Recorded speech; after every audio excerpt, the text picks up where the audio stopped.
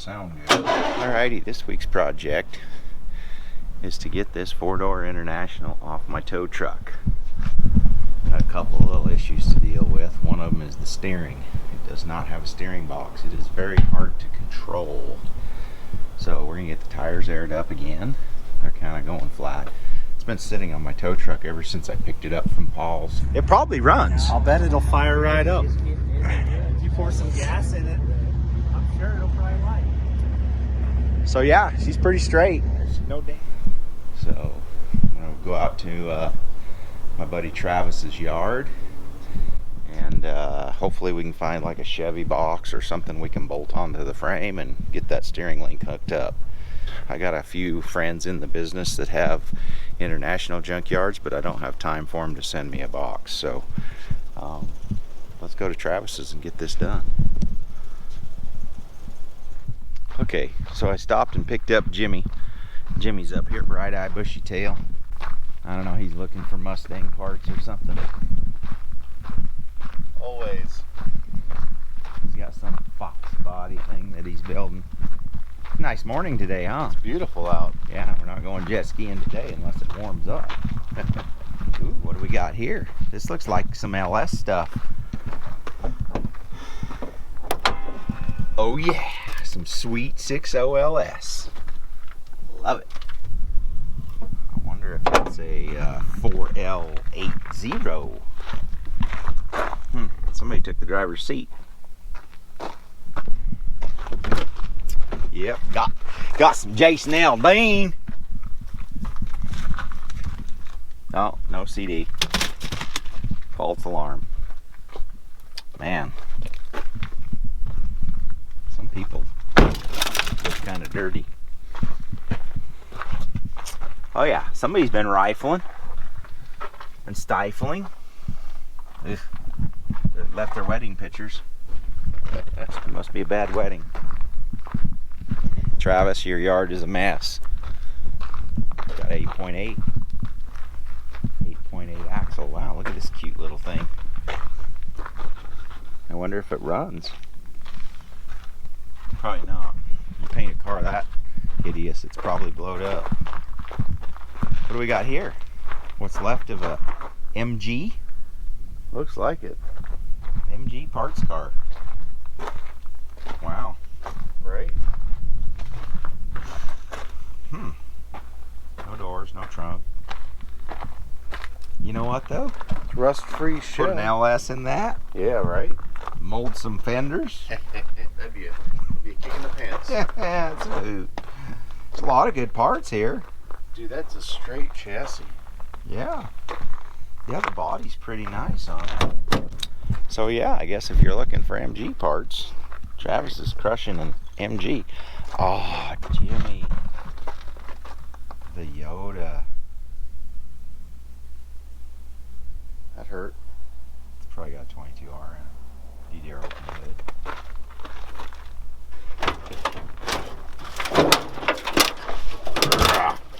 It do. Doesn't look like it's hurt either. Yeah. It's probably worth The brand saving new his fuel core. pump. Oh, it's stick shift too. Hey, we might be in luck. Uh-oh. That saved us a lot of work, didn't it? Well, I think so. So, yeah, we came to get a steering box, and lo and behold, here is one. It's the wrong one. There's two. They're both the wrong ones. They go on the inside of the frame. Dang it. We need Chevrolet outside of frame. Oh, look, there's grass. Dude, we're starting to put grass down in the junkyard. That's awesome. Well, we're getting back in here now. We're committed now. What is this hot rod? Get some altitude here. Well, that was possibly one, but it's missing. Might be in the back of that truck, huh? Oh yeah. Somewhere back in here is my steering box. So we're going to turn this camera off before I fall on my butt, packing it around with one hand, and we're going to find this steering box. We'll keep you posted. What are you finding, Jimmy? All kinds of fun stuff. What's his bus? What do we got People here? mover. It looks like it's moving glass right now. Somebody broke all the windows out of it. Keys are in it. Chain link fence. There's a top for a Jeep or something. They broke the windows out of one side, but they didn't break the windows out of the other side. It still has the wheelchair elevator. Dude, it's got the grab handles. Whoa, city bus. Kind of cool. It's got a junk power stroke engine in it. We're deep back in here, like the cars are stacked high. They're so high they're tipping over. And we found this old Chevy truck here, and it has the steering box we need, so yeah. Let's have to gather some tools and try to get our way back in here. Looks like it has a power steering pump on it too, Jimmy. Might be able to just take it all. What does it look like on this side? Oh yeah, no motor. We'll be able to get right in there and whip that off. We're gonna sneak out of here and grab some tools. GoPro died, so we're using my cell phone. And we'll get that box off and get that International unloaded today. Stay tuned.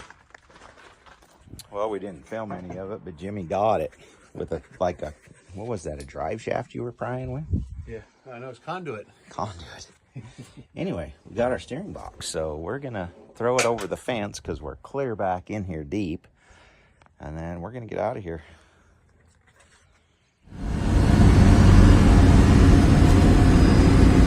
Jimmy and I, we decided to take a break here.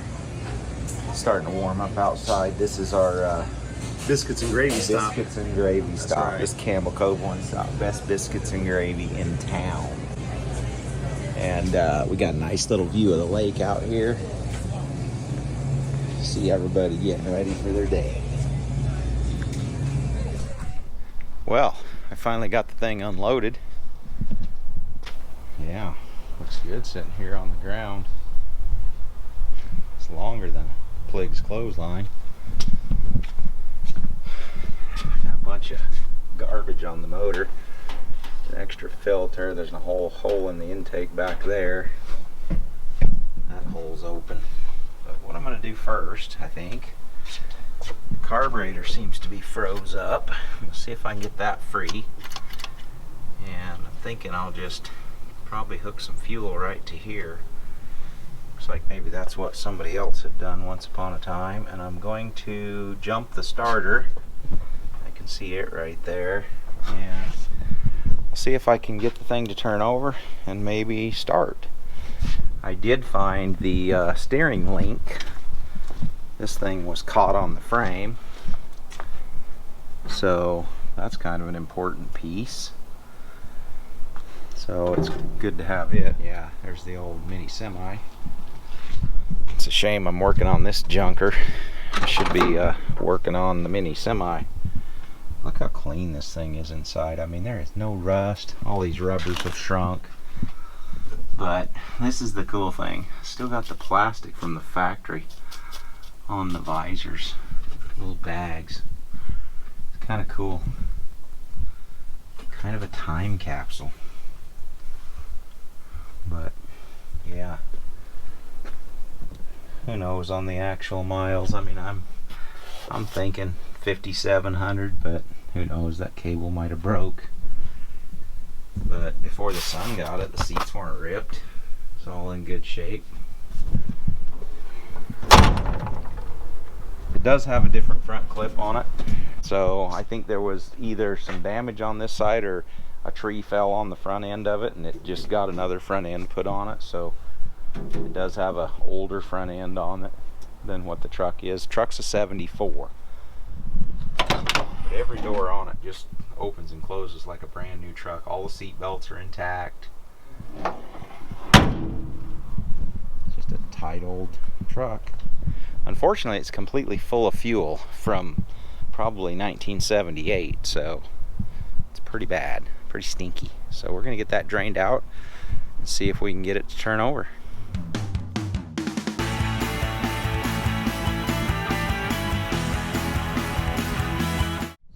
here's the moment of truth. I have my hot wire because I don't have the key for this thing, and we're gonna hook this up right here to this crusty terminal. And we'll pull this out, set it here by the valve cover or somewhere to check for spark, and then we'll turn it over.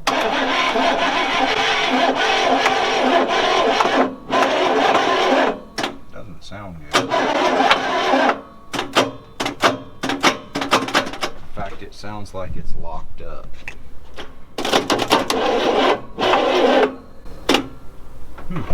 It's not liking that. Terminals are getting hot. Very hot.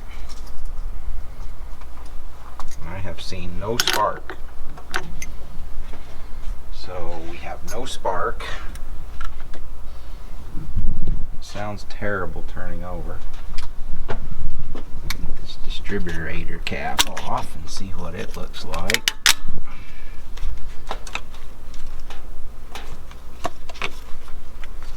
Oh yeah, good old-fashioned points in there. Sorry guys, it's kind of hard to film and work at the same time. That's not good. So there's probably something major wrong with the motor. Not sure what, but that'll be that. So we'll get a steering box in it and get it to where it'll steer, and then we'll figure out what we're going to do with it. No sense in messing with it any further because the motor's junk in it. Sounds like something's knocking in the bottom end, but anyway, since we didn't win with that, we're going to move on to the bio of my flatbed rollback. This truck behind me is a 1966 Kenworth. I ended up inheriting this truck. It's kind of hard to tell this story.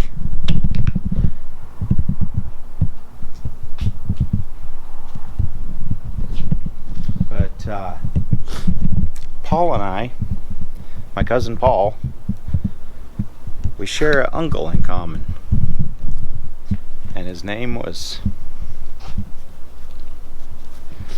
Jesse Frost.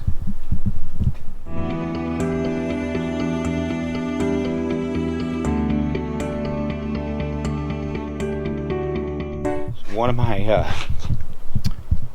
my mentors growing up. Taught Paul and I a lot. Taught a lot of people a lot. But essentially, this was his truck, and when he passed away, my Aunt Pam, his wife, she didn't know what to do with it. Nobody wanted it. All the windows were broke out. And I knew my uncle. He took a lot of pride in this truck. And for those of you who don't know, my Uncle Jesse was killed in North Dakota working in the oil field. And my mother and Paul's mother are his sisters. So Paul and I shared this uncle together growing up, and he taught both of us quite a bit. How to weld, how to build stuff. I mean, my uncle was pretty handy. He made things out of nothing, and this truck is a perfect example. I'll bet you there's no less than 10 trucks to make this truck when you count all the parts and pieces. I know this hood is from a fire truck because there was a story. My Uncle Shane was in a head-on with one of my friends from high school at the time while working for Jesse, and it demolished the hood. So my uncle had to run to Phoenix and pick up this hood, and it came from a fire truck. There's still a dent in the dash here where Shane's wife Judy hit the dash when she was thrown out of the passenger seat. And basically they were both coming over a rise, and I don't know which one was loaded, but one was loaded and one was empty, and they made contact and they squared right off with each other. You know, it's some of them roads over there are pretty dangerous. I think this one where this happened was actually called the Burr Trail out on the other side of Lake Powell, but I wasn't there. That's just how the story goes.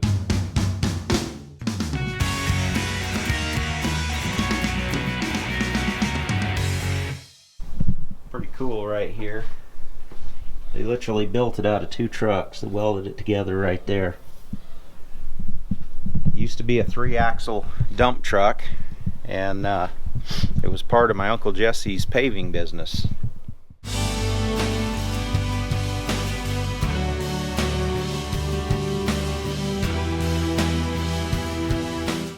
When I started restoring this truck, the hood was red and the rest of it was blue and white. When I got this truck, it had been sitting in a gravel quarry for probably about 15 years. A lot of parts were missing off of it. The stacks were stolen. There were literally rats living in here because the windshields were knocked out of it. And luckily my uncle had all this interior wrapped up and basically protected. It was in a container. And my cousin Michael, he dug it all out for me, and I put the interior in it just like he was gonna do, and I went.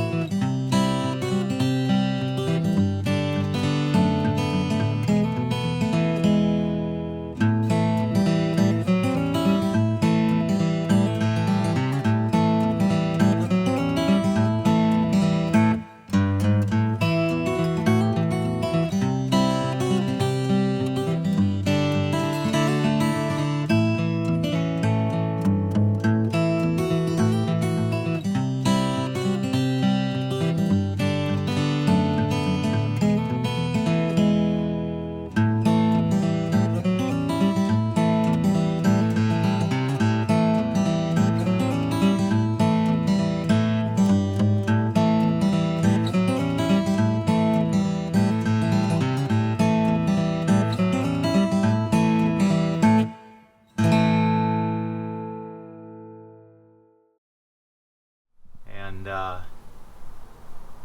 haven't changed a lot about it. The inside's pretty much how he had it. I put that pyrometer in, but all them gauges are original. They all work.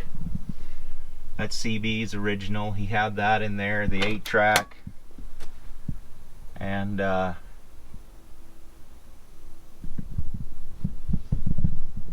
was always an 8-track tape in here. And I don't think it's still in here, but I don't know what I've got in here anymore, but it is still in here. The best of Buck Owens. And believe it or not, the thing actually still plays. The Buck Owens tape I think's rotted away, but the rest of these tapes are all good. So when I got it, I decided to, the dump bed was already gone. I think my uncle took the dump bed off of it and sold it.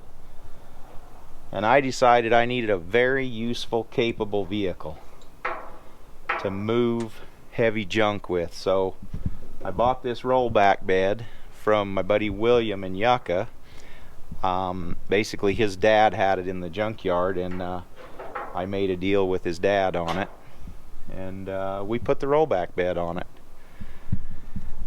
We took one of the axles out. It was a 3-axle truck, and it turned out pretty good. The bed's I believe it's 26 feet long, tip to tail.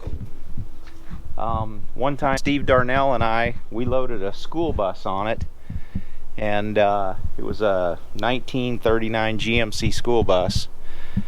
and we hauled it 37 miles to Nipton, California. And yeah, the overhang on the back was the length of the bus almost. We had the bed rolled back. It was locked, but it was rolled back 5 feet just to clear the nose. The very rear wheels on the bus were sitting right on this apron, and then the back of the bus had about another, I don't know, at least 15, 20 feet hanging off the back. It was a pretty good sized school bus, but that's probably the biggest load I ever had on it. The heaviest load I ever had on it was a 1919 Mack chain drive truck, and it was pretty cool, but we recovered it out of Las Vegas, and I hauled it to Steve Darnell's house about 15 miles. I've hauled trucks and cars for all kinds of people, and it's just been a really good truck. I wouldn't take any amount of money for this truck. If somebody offered me $1 million, I'd tell them no way.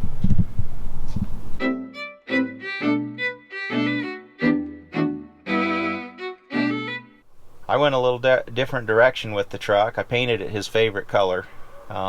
He loved these orange trucks. He liked the Hugger orange from the 70s. But his last Kenworth up in North Dakota was the same color.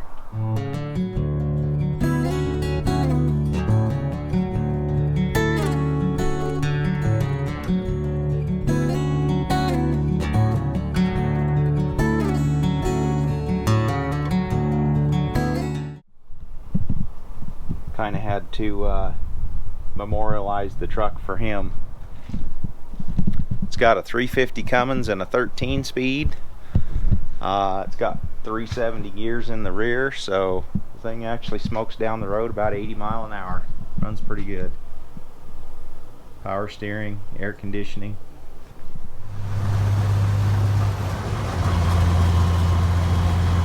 Basically made it a very useful truck for me, for what I do, moving all these vehicles around. It's kind of nice because I can just jump in it and run out and pick stuff up. People call, they say, hey, I got a car, you want it? You can move, you move it, you can have it. I'm like, yep, I can move it.